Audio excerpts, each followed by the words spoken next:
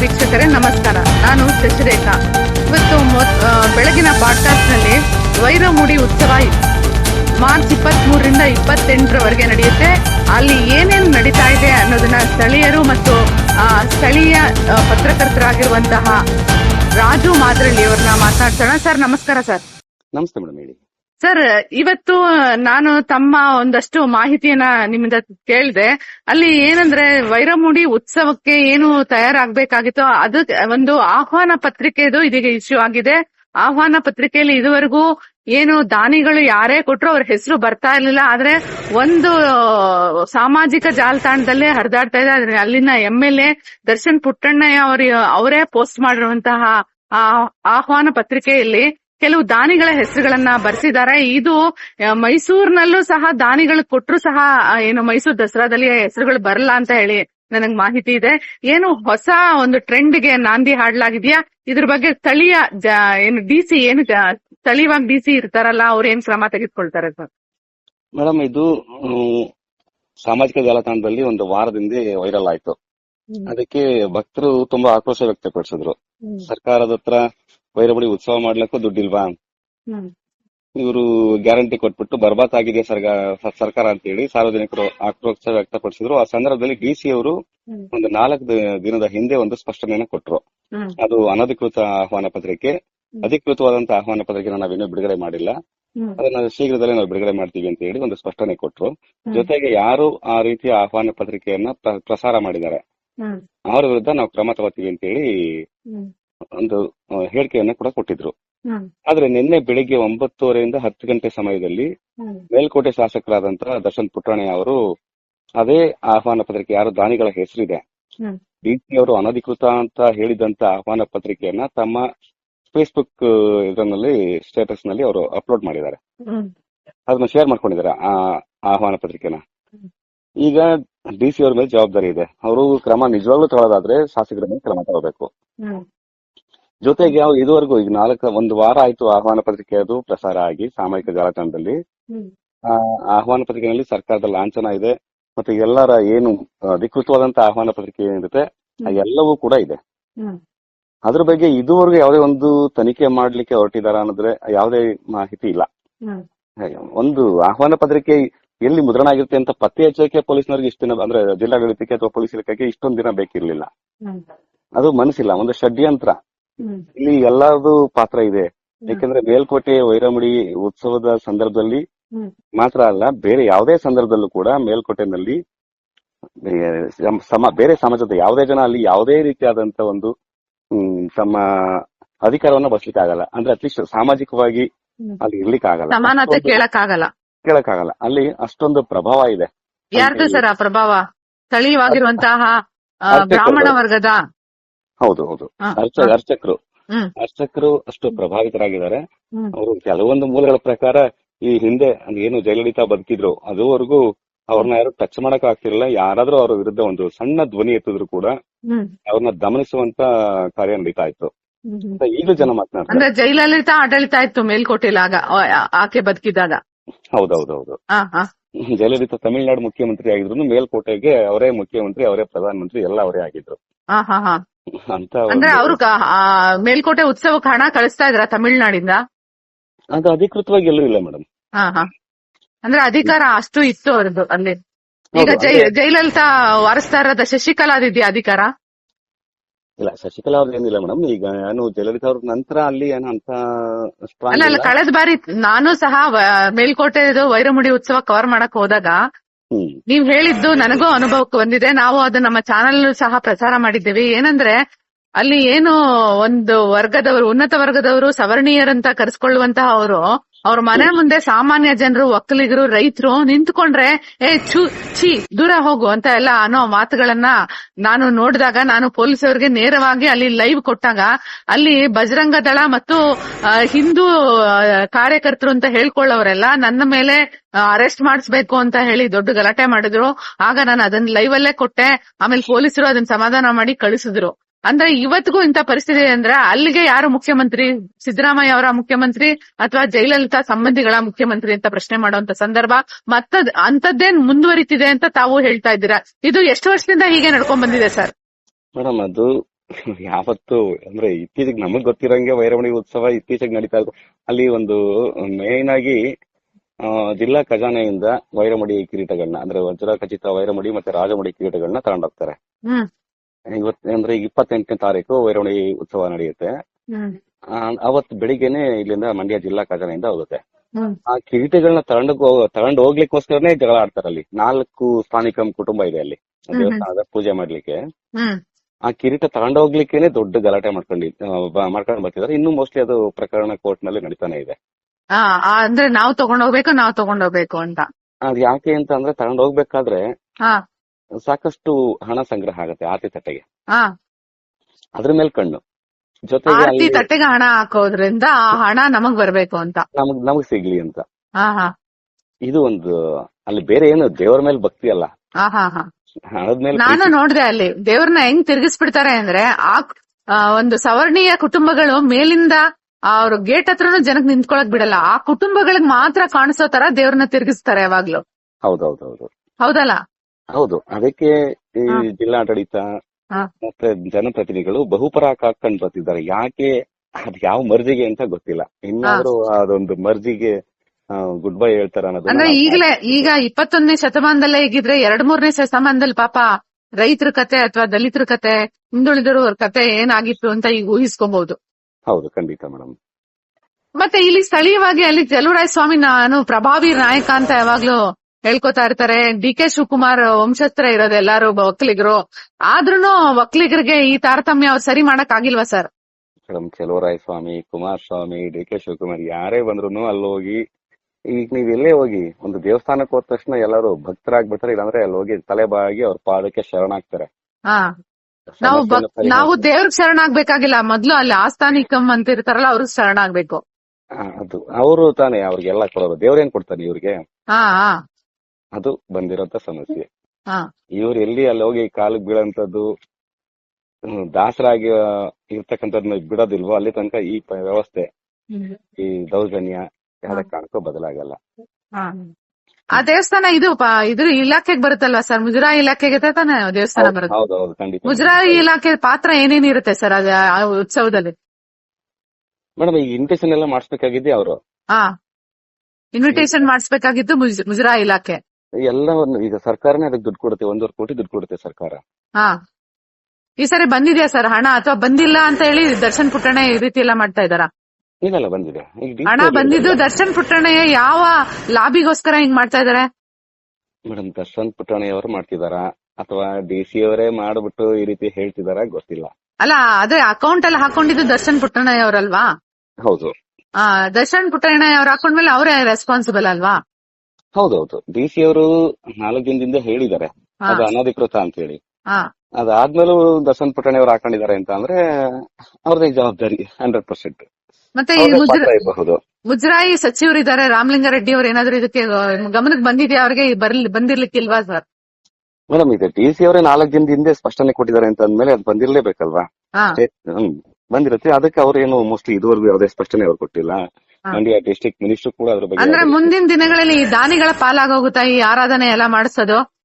ಸಾಮಾನ್ಯ ಜನರಿಂದ ಕಿತ್ಕೊಂಡು ಆಗ್ಬಹುದು, ಸಾಧ್ಯ. ಯಾಕಂದ್ರೆ ಈಗ ಹೊಸ ಕೆಟ್ಟ ಮುನ್ನುಡಿ ಹಾಕಿದ್ದಾರೆ ಇವತ್ತು ದರ್ಶನ ಪುಟ್ಟಣ್ಣಯ್ಯ.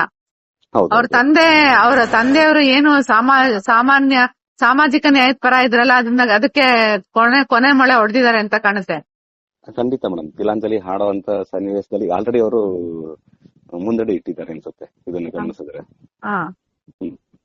ಮತ್ತೆ ಅಲ್ಲಿ ತಯಾರಿ ಹೇಗ್ ನಡೆದಿದೆ ಸರ್? ಈಗ ರಸ್ತೆ ರೆಡಿ ಆಗ್ಬೇಕು, ಯಾಕಂದ್ರೆ ವರ್ಷಕ್ಕೊಂದ್ಸರಿನೇ ರೆಡಿ ಮಾಡೋದು ಇವರೆಲ್ಲ. ಎಷ್ಟೇ ನಾನು ಜಿಲ್ಲೆ ಆಮೇಲೆ ಹೋಲ್ಡ್ ಇಟ್ಟಿದ್ದೀನಿ ಅಂದ್ರೂ ಸಹ ಅವರು ಏನು ಗ್ರಾಮೀಣ ಭಾಗವನ್ನ ಕನ್ಸಿಡರೇ ಮಾಡಲ್ಲ. ಮೇಡಮ್, ಅದು ಮೇಲ್ಕೋಟೆ ವೈರಮುಡಿ ಉತ್ಸವ ಹಲವಾರು ಇಲಾಖೆಗಳಿಗೆ, ಮುಜರಾಯಿ ಇಲಾಖೆ ಮಾತ್ರ ಅಲ್ಲ, ಲೋಕೋಪಯೋಗಿ ಇಲಾಖೆಗೂ ಕೂಡ ಅದು ಒಂದು ವರದಾನ.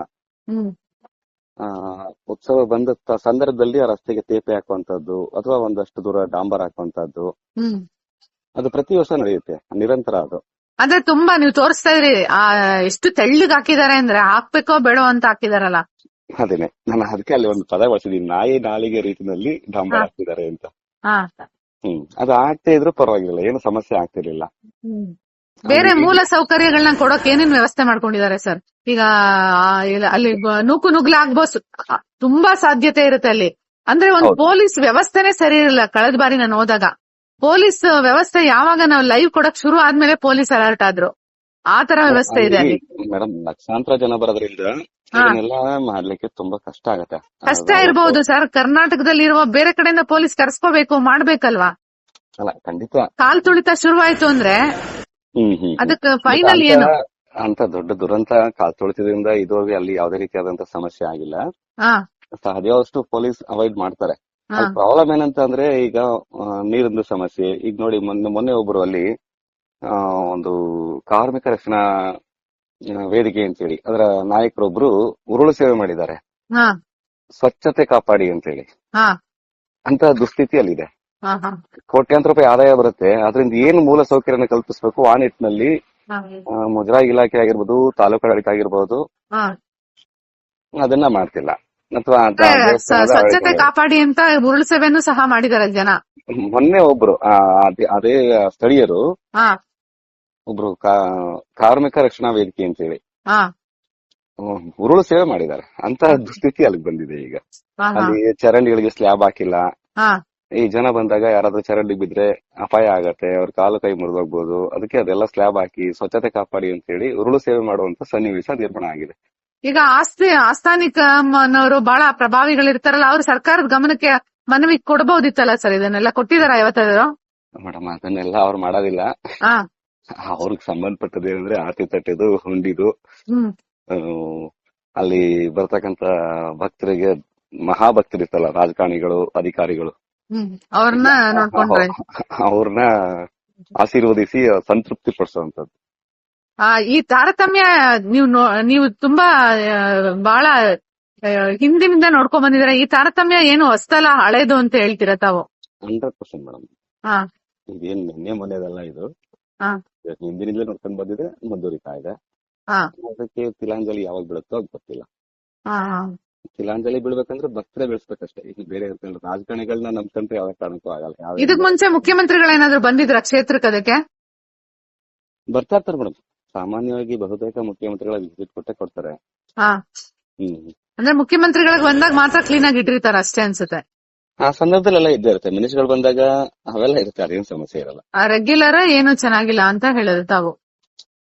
ಅಂದ್ರೆ ಸ್ವಚ್ಛತೆ ಬಗ್ಗೆ ಮೊನ್ನೆ ಅವರು ಯಾರೋ ಮಾಡಿರೋದ್ ನಾನು ಹೇಳಿದೆ. ನಾವಲ್ಲಿಗೆ ಹೋಗೋದು ಕೂಡ ಅಪರೂಪನೆ, ಜಾಸ್ತಿ ಏನು ಹೋಗಲ್ಲ ಇಂಥ ಸಂದರ್ಭದಲ್ಲಿ. ವಿಶೇಷ ಅಕೇಶನ್ ಇರ್ತಕ್ಕಂಥ ಸಂದರ್ಭದಲ್ಲಿ ನಾವು ಹೋಗೋದು. ಅಲ್ಲಿ ಸ್ಥಳೀಯರು ಹೋರಾಟ ಮಾಡಿರೋದನ್ನ ನಾನು ನಿಮ್ಗೆ ಗಮನ ತಂದಿದ್ದೆ. ಇನ್ನೇನ್ ಸಮಸ್ಯೆಗಳಿದಾವೆ ಸರ್ ಈಗ ಸದ್ಯದಲ್ಲಿ? ತಾವು ಶುರುವಾಗಿದೆ ಈಗಾಗ್ಲೇ ಉತ್ಸವ, ನೀವು ಹೋಗಿ ಬರ್ತಾ ಇದ್ದೀರಾ ನಿಮ್ ಕಂಡಂಗೆ? ಅಂತದ್ದೇನು ಅಂದ್ರೆ ಅಲ್ಲಿ ವಾಟರ್ ಸಪ್ಲೈ ಇದು ಮತ್ತೆ ಶೌಚಾಗೃಹದ್ದು ಯಾವಾಗ್ಲೂ ಪ್ರತಿ ವರ್ಷ ತಾತ್ಕಾಲಿಕವಾದಂತ ವ್ಯವಸ್ಥೆ ಮಾಡ್ಲಿಕ್ಕೆ ಪ್ರಯತ್ನ ಮಾಡ್ತಾರೆ. ಪರ್ಮನೆಂಟ್ ಆಗಿ ಒಂದು ವ್ಯವಸ್ಥೆ ಮಾಡುವುದು, ಪ್ರವಾಸಿ ತಾಣ. ಶಾಶ್ವತ ಆದ ಏನಾದ್ರೂ ಒಂದ್ ಮಾಡಿದ್ರೆ ಅದು ಅನುಕೂಲ ಆಗತ್ತೆ. ಸುಮ್ಮನೆ ಈಗ ತಾತ್ಕಾಲಿಕವಾಗಿ ಮಾಡೋದ್ರಿಂದ ಅದಕ್ಕೋಸ್ಕರ ಲಕ್ಷಾಂತರ ರೂಪಾಯಿ ಮತ್ತೆ ಖರ್ಚಾಗತ್ತೆ. ಈಗ ದರ್ಶನ್ ಪುಟ್ಟಣ್ಣಯ್ಯ ಅವ್ರು ಬಂದಾಗ ಒಂದು ಮೇಲುಕೋಟೆನ ಒಂದು ದೊಡ್ಡ ಪ್ರವಾಸಿ ತಾಣ ಮಾಡ್ತೀವಿ ಹಾಗೆ ಹೀಗೆ ಅಂದ್ರು. ಏನಾದ್ರು ಮಾಡಿದ್ರ ಬಂದ್ಮೇಲೆ? ಈಗ ಅವ್ರ ಅಧಿಕಾರನ ಮುಗಿಯೋ ಹಂತಕ್ಕೆ ಬಂದಿದೆ, 2 ವರ್ಷ ಇದೆ ಅಷ್ಟೇ. ಖಂಡಿತ ಏನೂ ಆಗಿಲ್ಲ ಮೇಡಮ್. ಹೆಂಗಿತ್ತು ಹಂಗೆ ಇದೆ, ಹೇಗಿತ್ತೋ ಹಾಗೆ ಇದೆ. ಏನು ಮಾಡಕ್ ಆಗ್ಲಿಲ್ಲ ಅವರಿಗೆ. ಆಗಲ್ಲ, ಆಗೋದಿಲ್ಲ, ಮಾಡಕ್ ಪ್ರಯತ್ನ ಮಾಡಲ್ಲ. ಯಾರು ಅಂದ್ರೂ ಮಾಡಲ್ಲ, ಸುಮ್ನೆ ಹೇಳಕ್ ಅಷ್ಟೇ. ಚುನಾವಣೆ ಸಂದರ್ಭದಲ್ಲಿ ಹೇಳಕ್ಕೇನು ಎಲ್ಲಾದ್ರೂ ಹೇಳ್ತಾರೆ. ಅಂದ್ರೆ ಮೇಲುಕೋಟೆ ಚೆಲುವನಾರಾಯಣನ ಈ ಚೆಲುವರಾಯ ಸ್ವಾಮಿ ಅವರು ಮಿನಿಸ್ಟರ್ ಆದ್ರೂ ಕಾಪಾಡಕ್ ಆಗಿಲ್ಲ. ಮೇಲುಕೋಟೆ ಉತ್ಸವ ಅಲ್ಲಿ ಒಂದು ಭದ್ರತೆ ಮತ್ತು ಸಾಮಾನ್ಯ ಜನರಿಗೂ ಸಹ ಸಮಾನತೆಯ ಉತ್ಸವ ಆಗ್ಬೇಕು ಅಂತ ಹೇಳ್ತಾ ಈ ಮಾತನ್ನ ಮುಗಿಸೋಣ ಸರ್. ನಮಸ್ಕಾರ. ಮಾತಾಡಿದ್ವಿ. Thank you madam.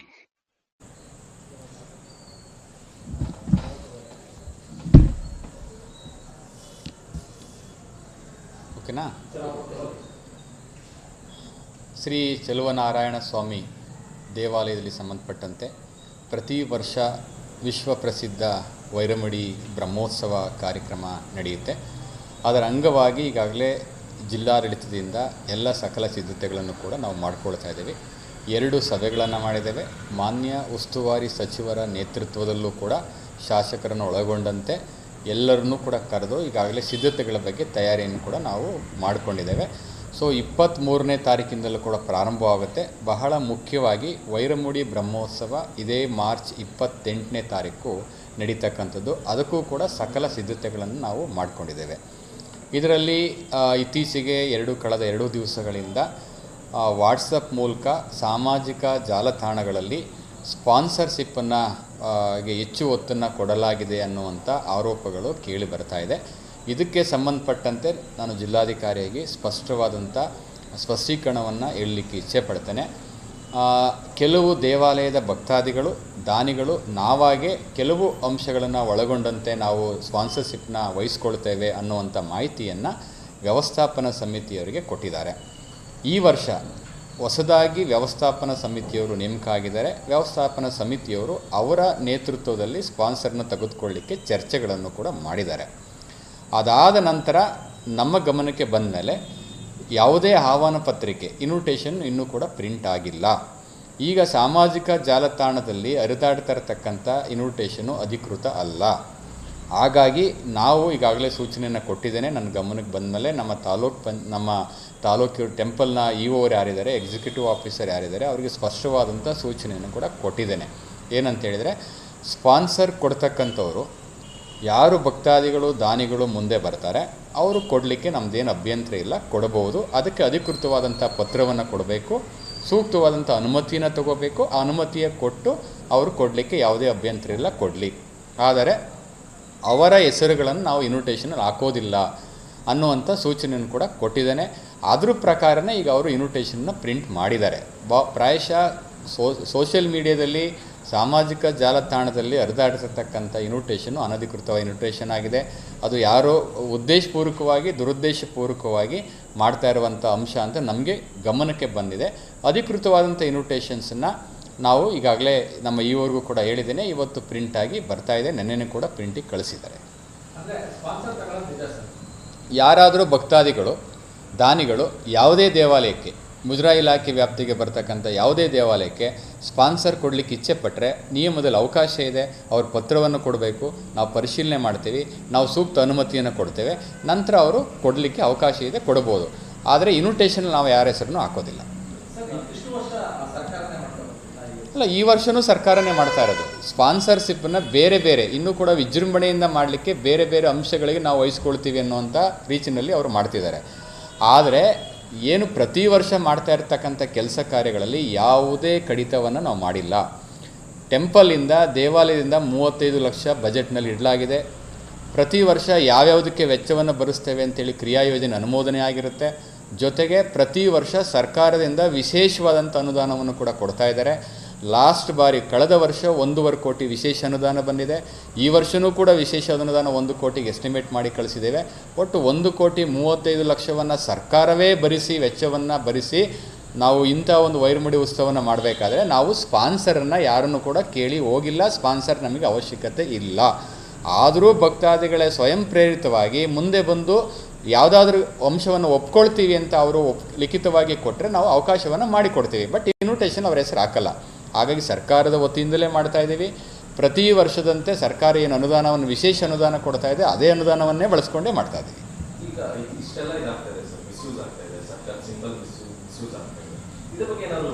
ಈಗ ನಾನು ಪರಿಶೀಲನೆ ಮಾಡೋಕ್ಕೆ ಹೇಳಿದ್ದೀನಿ ಸಾಮಾಜಿಕ ಜಾಲತಾಣದಲ್ಲಿ. ಯಾಕೆಂದರೆ ಅಧಿಕೃತವಾಗಿ ಇನ್ವಿಟೇಷನು ನಮ್ಮ ಕಚೇರಿಗೆ ಬಂದು ಅನುಮೋದನೆ ಆಗದೆ ಅದು ಸಾಮಾಜಿಕ ಜಾಲತಾಣದಲ್ಲಿ ಹರಿದಾಡ್ತಾ ಇದೆ ಅಂದರೆ ಯಾರೋ ಇದು ಉದ್ದೇಶಪೂರ್ವಕವಾಗಿ ದುರುದ್ದೇಶದಿಂದ ಇಂಥ ಒಂದು ಕೃತ್ಯವನ್ನು ಮಾಡ್ತಾ ಇದ್ದಾರೆ. ಅದರಲ್ಲಿ ಯಾರು ಭಾಗಿಯಾದರೆ ಪರಿಶೀಲನೆ ಮಾಡಿ ಅವ್ರ ಮೇಲೆ ಕ್ರಮವನ್ನು ಕೂಡ ಕೈಗೊಳ್ತೇವೆ. ಇದು